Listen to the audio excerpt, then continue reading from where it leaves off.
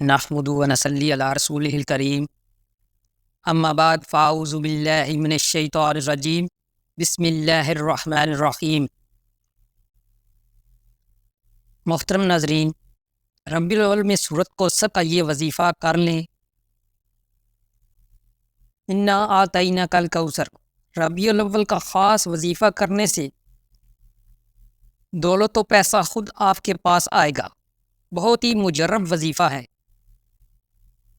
محترم ناظرین، ربیع الاول کا مہینہ بہت ہی بابرکت اور فضیلت والا ہے، کیونکہ اس مہینے میں ہمارے پیارے نبی حضرت محمد صلی اللہ علیہ وآلہ وسلم کی ولادت بشہادت ہوئی۔ اس مہینے انسان کی جو بھی پریشانی ہو، جو بھی مشکل ہو، سب دور ہو جاتی ہے۔ آج جو وظیفہ آپ لوگوں کو بتانے لگا ہوں، یہ بہت ہی طاقتور اور مجرب وظیفہ ہے۔ اس کے پڑھنے سے قسمت کے بند دروازے انشاءاللہ اللہ کریم کی رحمت سے کھل جائیں گے اور آپ کی تقدیر بدلے گی، دنیا دیکھے گی۔ محترم ناظرین، جو بھی کوئی اپنی زندگی میں غیبی مدد کے نظارے دیکھنا چاہتا ہے، وہ ربیع الاول کے مہینے میں اس وظیفہ کو ایک بار لازمی پڑھے، اور اگر ہو سکے تو خاص 12 ربیع الاول کو یہ وظیفہ پڑھیں، اس سے مزید برکتیں ملیں گی۔ اس وظیفہ کو آپ کسی بھی نماز کے بعد پڑھ سکتے ہیں، چاہیں تو نماز کے فوراً بعد پڑھ لیں یا پھر کچھ دیر بعد بھی پڑھ سکتے ہیں۔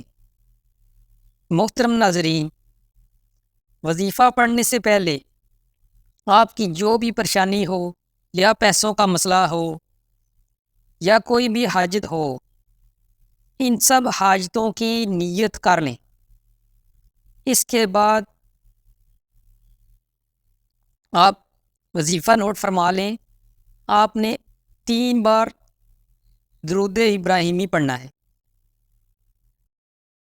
اس کے بعد 1 مرتبہ سورہ کوثر پڑھنی ہے اور 11 مرتبہ یا غنیّ، پھر 1 مرتبہ سورہ کوثر پڑھنی ہے، پھر 11 مرتبہ یا وہاب، اور پھر آخری بار سورہ کوثر پڑھنی ہے۔ اس کے بعد 11 مرتبہ یا رحمان پڑھنا ہے۔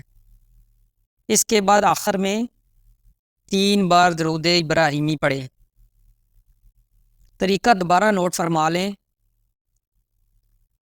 اول آخر 3 بار درود ابراہیمی پڑھیں، درمیان میں 1 بار سورہ کوثر پڑھ کر 11 مرتبہ یا غنیّ،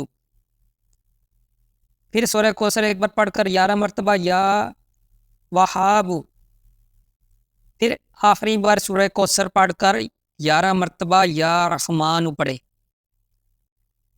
انشاءاللہ اللہ کریم کی رحمت سے آپ پر قسمت کے بند دروازے کھل جائیں گے، اور اللہ کریم اپنی رحمت سے آپ کو مالا مال کر دے گا انشاءاللہ عز و جل۔